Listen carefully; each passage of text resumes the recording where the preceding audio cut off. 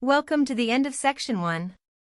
We hope you enjoyed the videos and gained valuable insights on how to navigate the age of AI.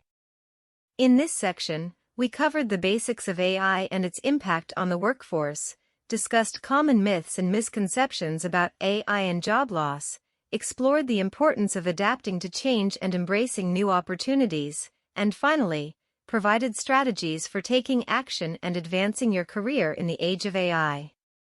We hope these videos have given you a solid foundation to build upon as we move on to Section 2, where we will dive deeper into specific industries and job roles that are being impacted by AI.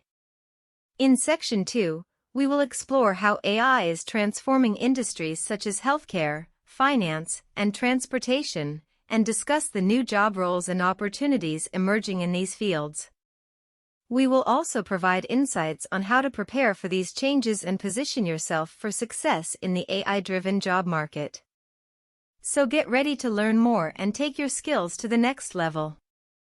We'll see you in Section 2.